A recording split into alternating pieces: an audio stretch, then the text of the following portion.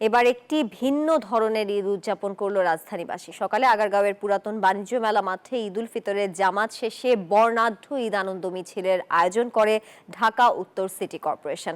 মিছিলটি চীন মৈত্রী সম্মেলন কেন্দ্র থেকে শুরু হয়ে মানিক মিয়া এভিনিউ এসে শেষ হয়। এরপর মানিক মিয়া এভিনিউয়ে শুরু হয় ঈদ আনন্দ উৎসবের সাংস্কৃতিক অনুষ্ঠান। সাংস্কৃতিক অনুষ্ঠানের উদ্বোধন করেন স্থানীয় সরকার, পল্লী উন্নয়ন ও সমবায়, যুব ও ক্রীড়া। বান্ডেল থাকলে প্রতি সেনমানিতে টাকা বাঁচবে। বিকাশ সেনমানি বান্ডেল কিনে জিতুন প্রতি লেনদেনে। মন্ত্রণালয়ের উপদেষ্টা আসিফ মাহমুদ সজীব ভুইয়া। ঈদ উৎসবে মানিক মিয়া এভিনিউ সকল শ্রেণী পেশার মানুষের মিলন মেলায় পরিণত হয়। সকলে উচ্ছ্বাস প্রকাশ করে আগামীতে এই ধরনের উৎসব চলমান থাকবে এমন প্রত্যাশার কথা জানান।